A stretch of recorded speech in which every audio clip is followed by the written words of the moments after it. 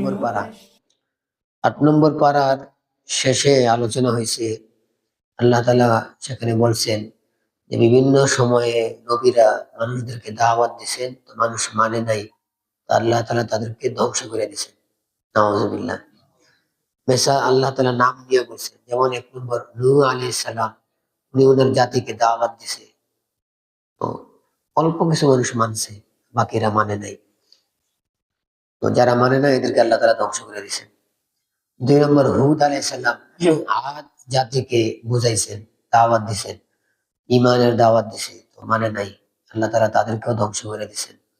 সালেহ আলাইহিস সালাম, উনি দাওয়াত দিছেন সামুদ গোত্রকে, তো এরা বিভিন্ন দলিল চাইছে, তাদের দলিল দিছে, তো শেষে তারা মানে নাই, তাদেরকে আল্লাহ তাআলা ধ্বংস করে দিয়েছেন। 4 নম্বর লূত আলাইহিস সালাম, উনি ওনার জাতিকে ইমানের দাওয়াত দিছেন, তো অনেকেই মানে নাই, তাদের ভিতরে খারাপ চরিত্র ছিল, চূড়ান্ত পর্যায়ের খারাপ। যে স্বাভাবিকভাবে আল্লাহ তাআলা সৃষ্টি করছেন নারী প্রতি পুরুষের টান, পুরুষের প্রতি নারীর টান। লূত আলাইহিস সালামের কওমের ভিতরে একটা খারাপ গুণ ছিল, যে উল্টা না, পুরুষের প্রতি পুরুষ, নারীর প্রতি নারী, এরকম একটা খারাপ অভ্যাস ছিল। এটা কিন্তু আমাদের মধ্যে এখন দুনিয়াতে শুরু হয়ে গেছে, ঠিক না? বিভিন্ন জায়গায় আইন করতেছে। আল্লাহ আমাদেরকে এই ফিতনা থেকে হেফাজত করেন। তাদেরকে আল্লাহ তাআলা ধ্বংস করে দিয়েছেন। আর শেষে আলোচনা করছেন 5 নম্বরে আল্লাহ তাআলা শুআয়ব আলাইহিস সালামকে দাওয়াত দেওয়ার জন্য আল্লাহ তাআলা দায়িত্ব দিয়েছেন।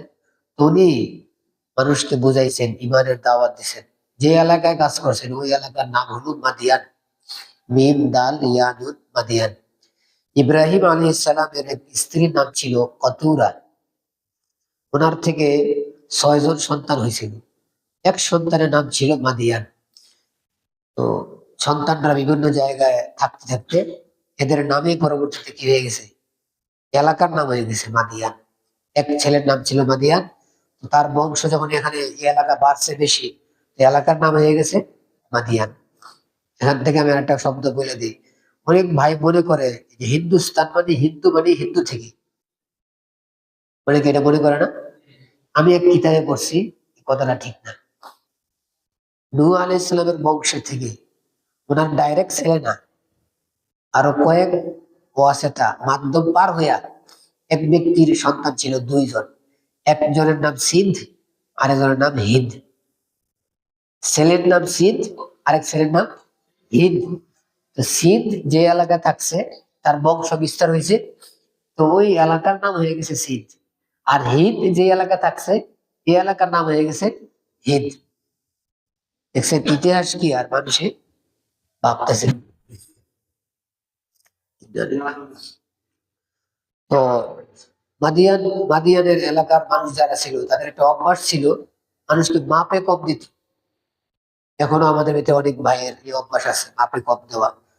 তো সোহাইব আলাইহিস সালামকে আল্লাহ তাআলা এমন শক্তি দিয়েছেন, উনি কথা বলতে পারতেন চমৎকার। যেন আমাদের নবী মুহাম্মদুর রাসূলুল্লাহ সাল্লাল্লাহু আলাইহি ওয়াসাল্লাম যখন ওনার নাম নিতেন, তো অনেক সময় বলতেন খতীবুল আম্বিয়া, নবীদের মধ্যে খতীব, বক্তা, এরকম নবীজি ওনার কথা বলতেন। ওনার কথাগুলো খুব সুন্দর ছিল, চমৎকার বক্তব্য দিতে পারতেন।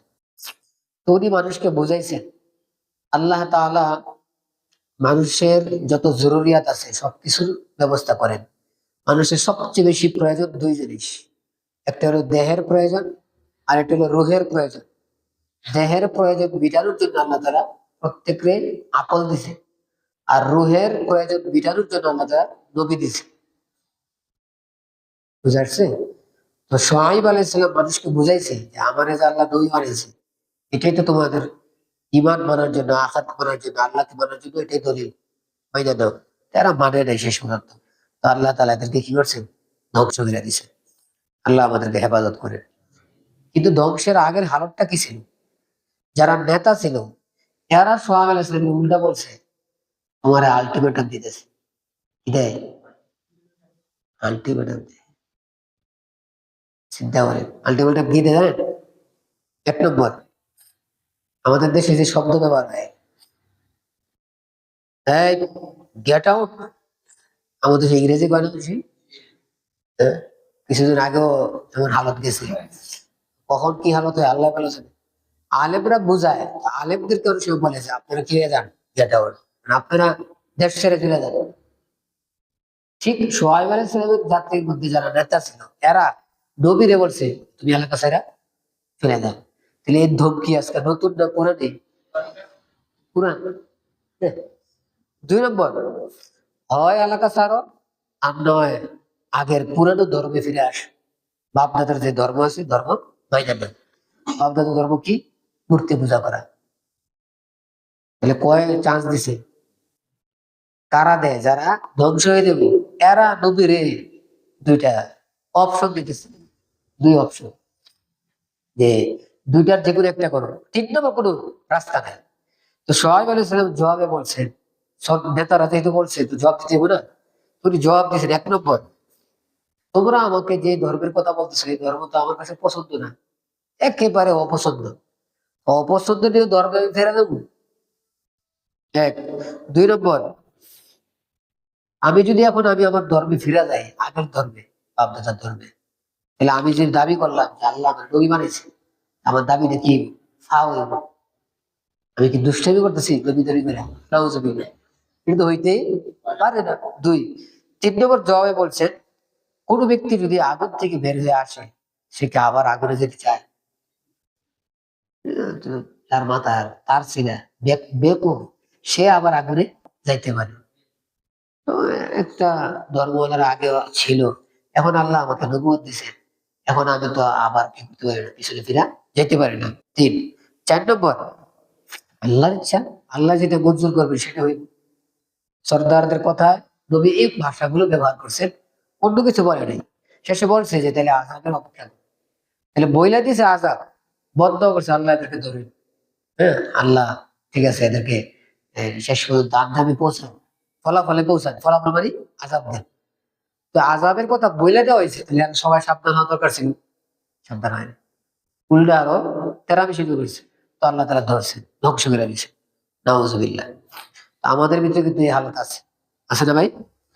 এখানে আল্লাহ তাআলা বলতেছেন এক আয়াতে, যে সমস্ত জাতিকে অতীতে ধ্বংস করা হয়েছে, কোন জাতিকে অসতর্ক অবস্থায়, গাফলতের অবস্থায়, কিচ্ছু জানে না, বুঝে না, এই অবস্থায় ধ্বংস করা হয়েছে না। এমন এক জাতিকেও ধ্বংস করা হয়, সবারই বোঝানো হয়েছে, সুযোগ দেওয়া হয়েছে। বুঝে আসতেছে ভাই? হ্যাঁ, আমাদেরকেও খেয়াল করা দরকার। এক আয়াতে আল্লাহ তাআলা বলেন যে অতীতের হালতের উপরে তোমরা চিন্তা করো। আল্লাহ এক আয়াতে বলেন ওয়ালাউ আন্না আহলাল কুরআ আমানু ওয়াত্তাকাউ। 2 পৃষ্ঠায় আল্লাহ তাআলা বলতেছেন যে অতীতের হালত কি ছিল? যদি এরা ঈমান আনতো আর আমি আল্লাহকে ভয় পাইতো, লাফাতাহনা আলাইহিম বারাকাতিম মিনাস সামা ওয়াল আরদ। কিন্তু বরকতের দরওয়াজা খুলে দিতাম। ওয়ালাকিন কাযযাবু, কিন্তু এরা মানে নাই। ফাআখাযনাহুম বিমা কানু ইয়াকসিবুন, তো উল্টাপাল্টা কাজের কারণে আমি এদেরকে ধরছি। এই সমস্ত আয়াতগুলো বলার কি অর্থ? এমনি খালি মানে আয়নায় সাজায় রাখা, তাকে সাজায় রাখার জন্য না ভাই। আমার আপনার এখান থেকে শিক্ষা নিতে হবে যে আমাদেরও কামিয়াবি আসবে ঈমান আনলে আর আমল করলে। যে ঈমান আর আমল বাদ দিয়ে দেই, না মানি, তো এরা যেরকম বিপদগ্রস্ত হয়েছে আমাদেরও বিপদগ্রস্ত হয়। আল্লাহ এক আয়াতে আল্লাহ বলতেছেন, বর্তমান জমানার মানুষ যেন ঠান্ডা মাথায় বসে না থাকে, যে মনে হয় আমাদের কোনো টেনশন নাই। যদি না মানে, তো বর্তমান জমানার মানুষ কি করতে পারে? আল্লাহ তাআলা ধরতে পারেন। খালি আগের গুলো ধরছে আর এখন ধরবো না, বিষয়টা এমন না। বুঝে আসতেছে ভাই? এরপরে আল্লাহ তাআলা মূসা আলাইহিস সালামের ঘটনা শুনাইতেছে। মূসা আলাইহিস সালামের ঘটনা বলতে গিয়া আল্লাহ তাআলা বলতেছেন, তাহলে পিছনে 5 নবীর আলোচনা, আর এখন শুরু হইতেছে 6 নম্বর মূসা আলাইহিস সালাম। ওনার ক্ষেত্রেও আল্লাহ তাআলা বলতেছেন, প্রথমে সংক্ষেপে বলছেন এক আয়াতে, এরপরে বিস্তারিত বলতেছেন। যেমন আল্লাহ তাআলা সূরা ইউসুফের মধ্যে ইউসুফ আলাইহিস সালামের আলোচনা প্রথমে সংক্ষেপ, এরপরে বিস্তারিত। সূরা কাহাফে আসহাবে কাহাফের ঘটনা প্রথমে সংক্ষেপ, এরপরে বিস্তারিত। ঠিক মূসা আলাইহিস সালামের ঘটনাও প্রথমে সংক্ষেপে, এরপরে বলতেছেন বিস্তারিত। মূসা আলাইহিস সালামের কথা বোঝার জন্য বলতেছি, এক হইল কিপ্তি, এক হইল সিপ্তি। মূসা আলাইহিস সালামের যে বংশ, নবীদের বংশ আওলাদ, এদেরকে বলে সিপ্ট, সিন বা ত, সিপ্ট। আর ফেরাউনের বংশ যারা, এদেরকে বলে কি, তিপ্ত, তিপ্তি। ইব্রাহিম আলাইহিস সালাম ইরাক থেকে শামে গেছে হিজরত করে, তো শামে থাকতেছিলেন। কিন্তু ইউসুফ আলাইহিস সালামের জমানা আইসা সবার এমনি আবার কোথায় আসছে, মিশরে আসছে। মিশরে যখন থাকতেছিলেন, তো আস্তে আস্তে আস্তে সময় এমন হয়েছে যে ফেরাউনের জমানা আইসা ফেরাউন ওয়ালারা, তারা ওই সিপ্টি যারা আছে এদের উপরে জুলুম অত্যাচার শুরু করছে। তাদের মধ্য থেকে আল্লাহ তাআলা পাঠাইছে কাকে, মূসা আলাইহিস সালাম। তো মূসা আলাইহিস সালামকে আল্লাহ তাআলা পাঠাইছেন, সবাই আমরা জানি। ছোটবেলা হালত এমন ছিল যে বাচ্চা হইলে বাইরা ফেলায়, তো আল্লাহ তাআলা বড় করছেন। ঘটনা সংক্ষেপে বলতেছি, তো মূসা আলাইহিস সালাম ফেরাউনের দরবারে লালিত পালিত হইতে হইয়া বড় হয়েছে। তো আল্লাহ তাআলা দায়িত্ব দিয়েছেন দাওয়াত দেওয়ার জন্য, দাওয়াত দিছে, বুঝাইছে। ফেরাউন কয়, আমি তো খাওয়াইয়া বড় করলাম, তা আমারে দাওয়াত দেব।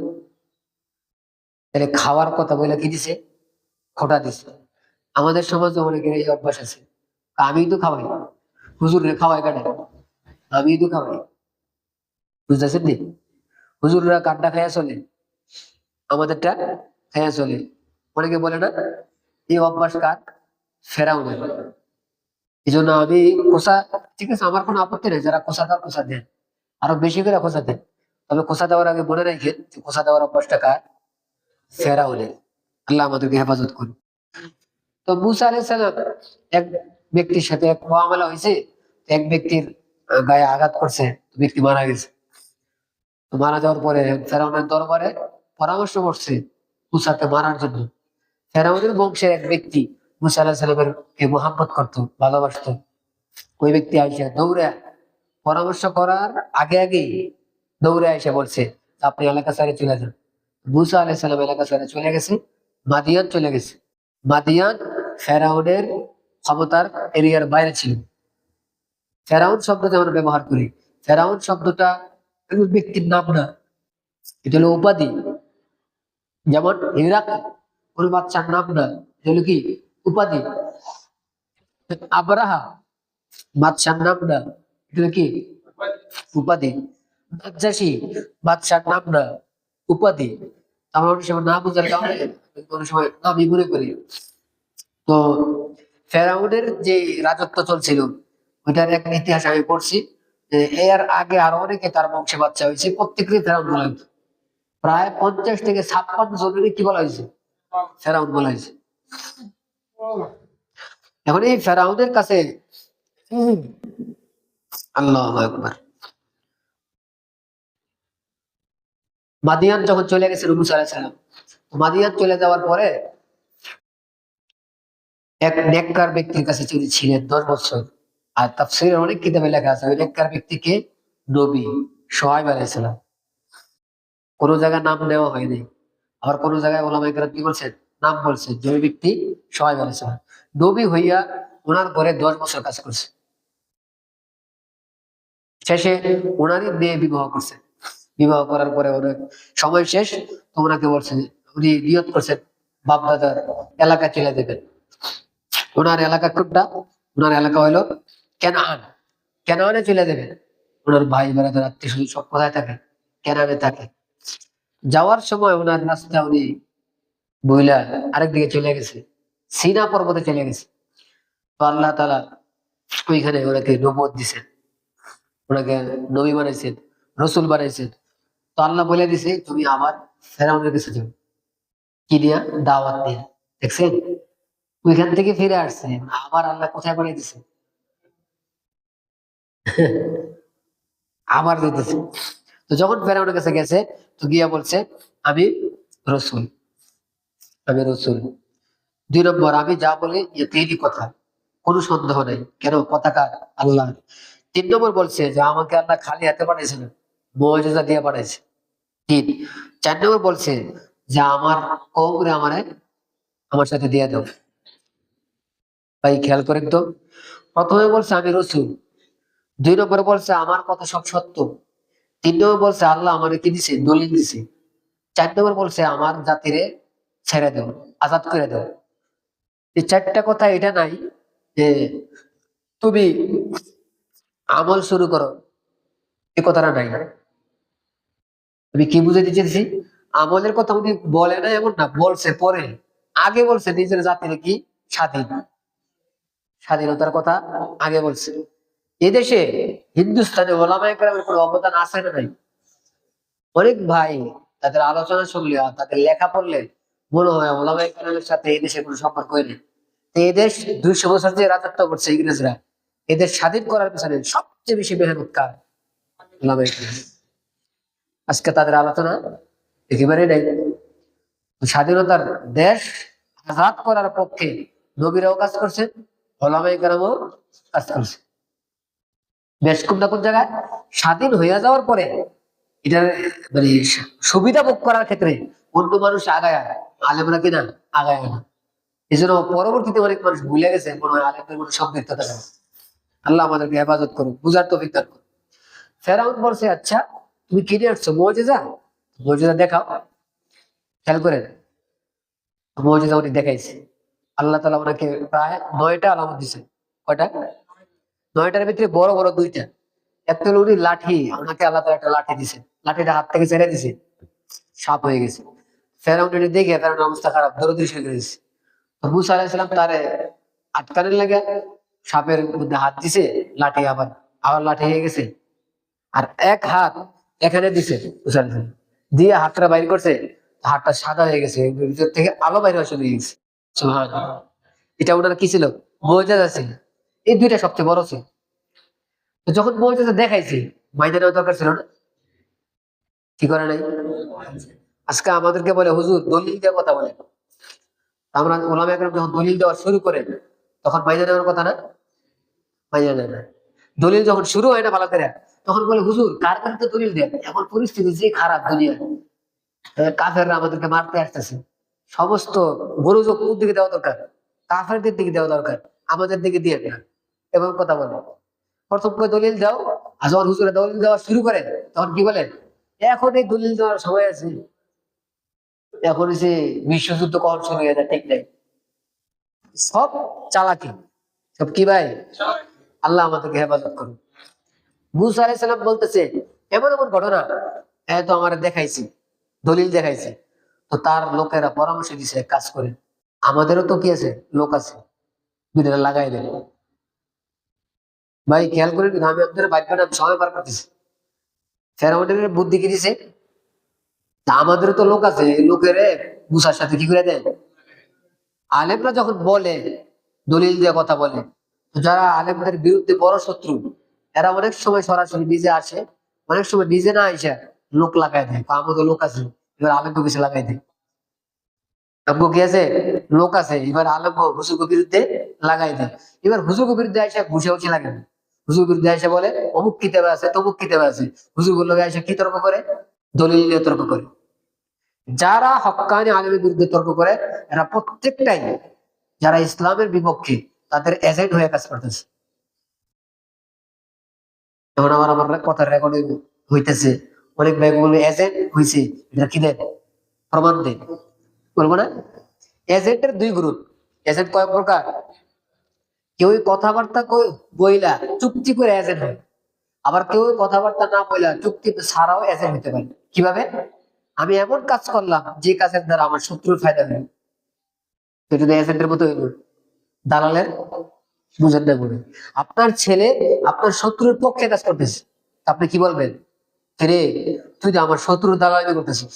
তো আপনার ছেলে যদি বলে আমি আপনার শত্রুর দালাল, প্রমাণ দেন, প্রমাণ দিতে পারবেন? প্রমাণ দিতে পারবেন? তাই বলে কি দালাল না? কথা বুঝেন না মনে হয়? কি হিসেবে দালাল হইব? যেহেতু তার কাজটা সরাসরি কার পক্ষে? শত্রুদের পক্ষে। এই জন্য আমরা খুব বুঝা কাজ করি। তো মুসা আলাইহিস সালাম কথা বুদ্ধি শুই না, জাদুঘরদের দিয়া লাগাই দিছে। জাদুঘরদেরকে যখন লাগাই দেয়, জাদুঘররা চিন্তা করছে আমরা যদি লাগি লাভ কি? জাদুঘররা জিজ্ঞাসা করছে যদি আমরা লাগি আর জিতি কিছু পাবনি আমরা। ফেরাউন বলছে তোমরা আমার কাছে জায়গা দেন, বুঝে নেওয়া, তোমরা আমার দরবারে আমার কাছে আসতে পারবে। জাদুঘররা চিন্তা করছে যে পরবর্তীতে আমি কি পাবো, এই লোভে নবীর সাথে আইসা পড়ছে কি লাগার জন্য। কথা বুঝতেছেন না? কি বুঝাইলাম? বর্তমান জমানাও আলেমদের বিরুদ্ধে যাদেরকে লাগায় দেয়, তো লাগার আগে এরাও চিন্তা করে যে লাগিয়ে গেলে কি ফায়দা, লাগিয়ে গেলে, কথা বুঝেন না? লাগিয়ে গেলে কি ফায়দা, পরে এদেরকে বললে লাগিয়ে গেলে কাজ করবা, তোমার তো টেনশন নাই, কারণ নাম নিবা না, খালি বিরুদ্ধে বলতে থাকবে। তো বিনিময়ে তুমি একটা প্লট পেয়ে যাবে, ভালো দামি একটা বাড়ি পেয়ে, অথবা বাড়ি না পাইলে একটা তালা পেয়ে দিবা, এক সাইড পেয়ে দিবা, বিদেশে ভ্রমণের সুযোগ পাইবে, বিভিন্ন ধরনের সুযোগ পাইতেছে। একই একই আমরা কিন্তু আমরা ভাবছি কি আল্লাহ খালি কি ইচ্ছা কাহিনী কইতেছে, যে না, প্রতিটা বিষয়ে আমাদের জন্য কি আছে, শিক্ষা আছে, প্রতিটা বিষয় একই ঘটনা। তো জাদুঘর লাগার কথা ছিল না, লেগে গেছে কেন? পরবর্তীতে আমরা কি আছে, ফায়দা আছে। আজ অনেকে জানে আলেমদের বিরুদ্ধে আমাদের লাগা কিনা ঠিক না, এরপরেও লাগতেছে কেন? ফায়দা আছে, যে দুনিয়াতে কিছু ফায়দা। এই ছোট্ট একটা বেচাল আমার এক উস্তাদ, দারুল দেওবন্দের উস্তাদ, উস্তাদ যে আমাদেরকে শোনাইছে যে এক জায়গায় গেছে মোনাজারা করার জন্য, ডাকছে ওই এলাকার মানুষ। যদি বলে আমি মোনাজারা করতে গেছি, আমরা তো কত মোনাজারা করছি, আমাদের তো টেনশন নাই।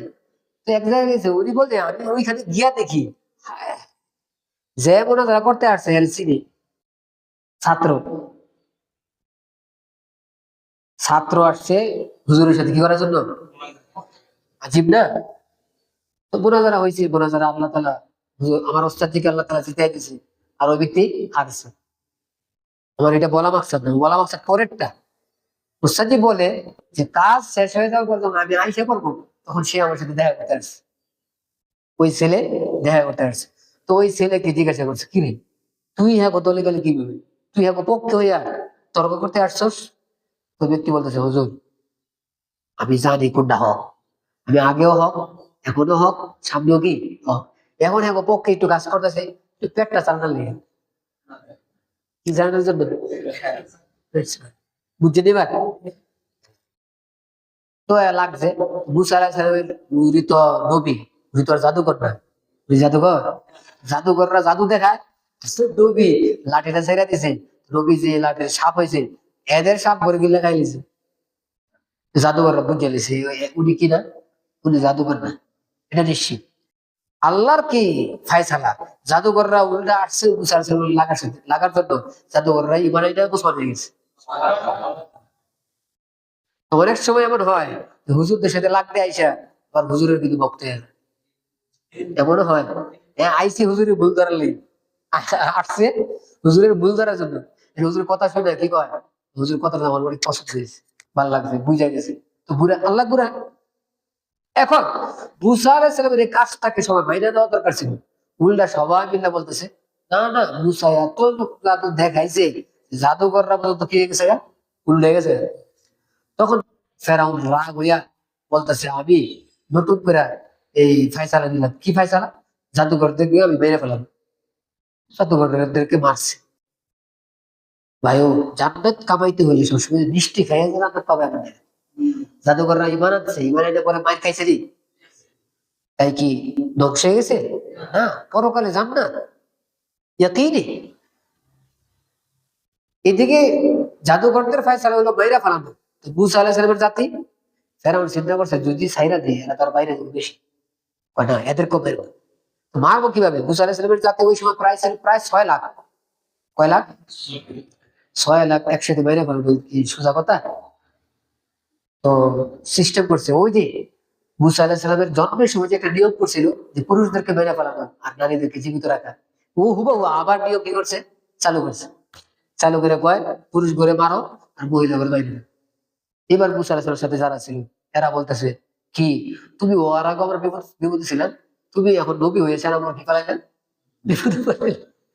দেখছেন হালত খারাপ হইলে কারের দোষে, যদি হালত খারাপ হয় তো আলেম করে কয় আপনি না কইছেন আমল করলে ভালো হইব, আমল করার পরে আবার করুণাই নয়, এটা না আমার কথা বুঝলি? হ্যাঁ বুঝলি কিন্তু একই হলো। ওই সময় যারা নবীরে খোঁজা দিছে মানুষ, আজও মানুষ কারে খোঁজা দেয়, আলেমদেরকে খোঁজা দেয়। হুজুর আপনি কইছেন দোয়া করার লাগে, আমি দোয়া কইরাও বিপদে পড়ছি, নাউজুবিল্লাহ। আল্লাহর ফায়সালা তো ভাই কিছু করার নেই, ভবিষ্যৎ সম্পর্কে তো কেউ জানে না, জানে? তো মুসা আলাইহিস সালাম বলছে তোমার ধৈর্য ধারণ করো, ভবিষ্যতে আল্লাহ তাআলা তোমাদের জন্য কি করবেন, রাস্তা খুলে দিবেন। তো রাস্তা খুলে দিছে কি, আল্লাহ তাআলা এদেরকে বাইর হওয়ার তৌফিক দিছে, ফেরাউন এর দল থেকে নাজাত দিছে। ফেরাউন দলটাকে সমুদ্রের ভিতরে আল্লাহ তাআলা চুবাই দিছে, ধ্বংস করে দিছে। যেখানে একটু পরে কি হয় দেখেন, আল্লাহ বাঁচাইছে না, কি হওয়া দরকার, শুকরিয়া আদায় করা দরকার, ঠিক না? কিন্তু বাঁচার পরে গিয়া সামনে গিয়া দেরি হয়ে গেছে, বাঁচার পরে সামনে গিয়া দুইটা কথা বলবো আমি, খেয়াল করি। এক নম্বর, এক জায়গা দিয়ে যাইতেছে, যাইতে যাইতে যাইতে এক জায়গায় গিয়া দেখে কিছু লোক মূর্তির পূজা করে। পরে বলতেছে মুসা, হ্যাঁ ও খোদাটা দেখা যায়, সুন্দর লাগে, আমার এটা কি দেব, খোদা দেব। নাউজুবিল্লাহ বলো।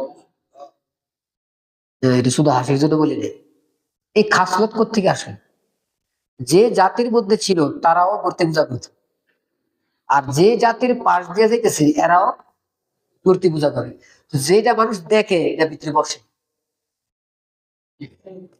বলেন আমাদের আশেপাশে যে রাষ্ট্র, বেশিরভাগ মানুষ কি হিন্দু, কি আমি তাহলে এই হিন্দুদের পূজা আমরা দেখতেছি কিনা? পূজার মধ্যে গিয়ে দেখবেন মুসলমানের চেয়ে বেশি, হিন্দুর চেয়ে বেশি কি হয়, মুসলমান হয়। তো এগুলো দেখতে দেখতে যে আমার বাচ্চারা বড় হইতেছে, তার দিকে বসবো কিনা? কথা বলতে কেমন বসবো না? এই বসার কারণেই পরে যখন সে নেতা হয়, সে চায় লোকেরা আমার মূর্তি বানায়, লোকেরা আমার পোস্টার বানায় সম্মান করুক। একটা মাটি দিয়া পাথর দিয়ে মূর্তি বানায় মালা পরায়, আবার অনেক সময় ছবি দিয়ে ছবির উপরে কি পরায়, মালা পরায়, পরায় না? তো নেতাকে যদি বলেন যে তোমার এই কাজটা করছে, হ্যাঁ, আমি এটার যোগ্য,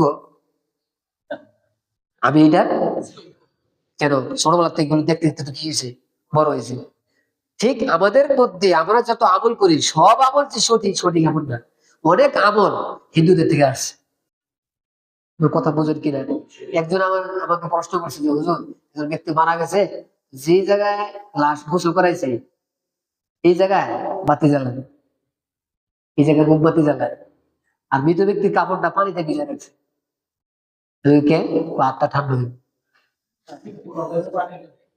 ওই যে বলতেছে কবরও কি ডালে, পানি ডালে, এগুলো কোথেকে আসছে?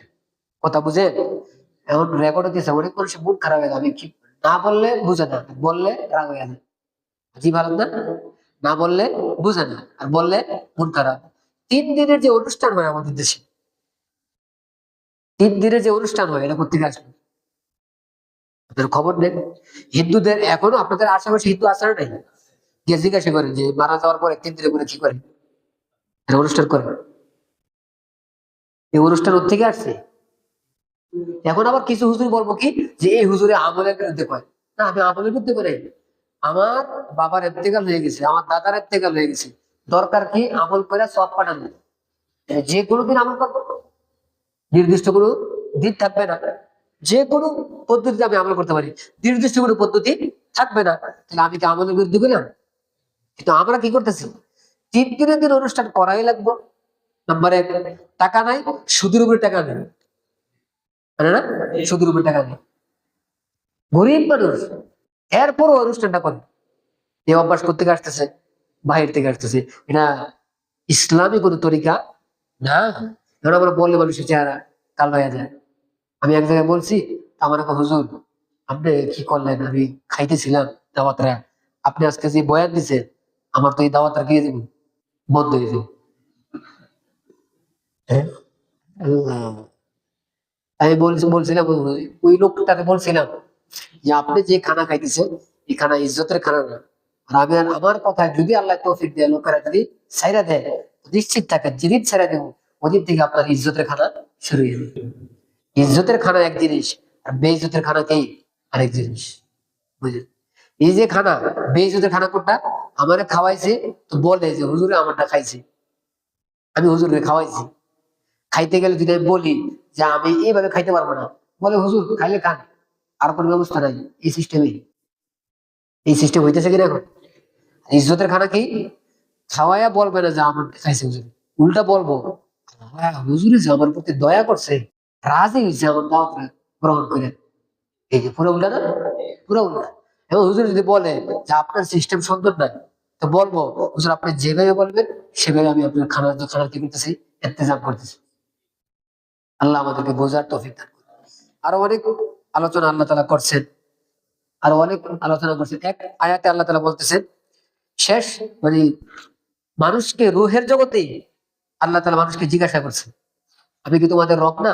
মানুষের স্বীকার করছে। যেহেতু স্বীকার করে আসছে আমরা, এই হিসাব করে আমাদের আমল বাকি থাকা দরকার কিনা বলেন? বলেন।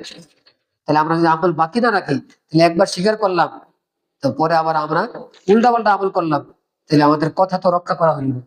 কিছু মানুষের কাজ দেখলে মনে হয় এমন যে এরা মনে হয় জাহান্নামের জন্য তৈরি হইতেছে।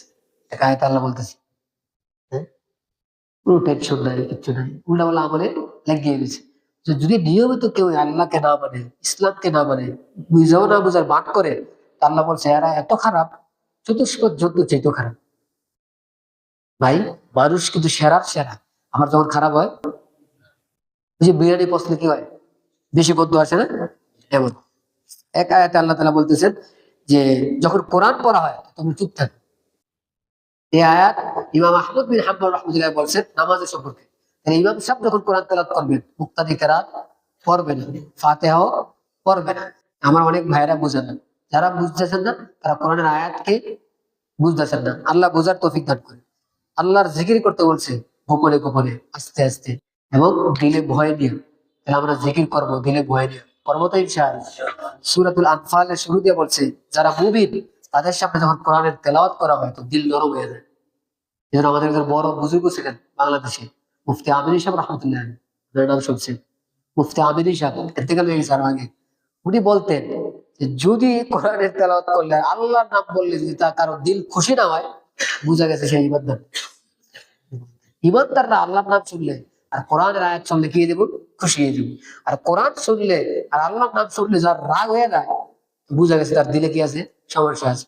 এটাই আমির সাহেব রহমতুল্লাহর কথা না, কার কথা, কোরআনের কথা। উনি কোরআনের কথাটাই বলতেন। আল্লাহু আকবার। এক আয়াতে আল্লাহ তাআলা বলতেছেন যদি কেউ আল্লাহকে ভয় করে, তা আল্লাহ তাআলা তাকে পুরস্কার দেন যে সে হক কোনটা এটা বুঝার আল্লাহ তাআলা তৌফিক দান করেন। দেখছেন? ২ নম্বর তার গুনাহ আল্লাহ মাফ করেন। আল্লাহ। আরেক আয়াতে আল্লাহ তাআলা শোনাইতেছেন যে কাফেররা বলছিল যে যদি ইসলাম সত্য হয় তাহলে আমগরে ধ্বংস করে দেন। মক্কার কাফেররা বলছিল।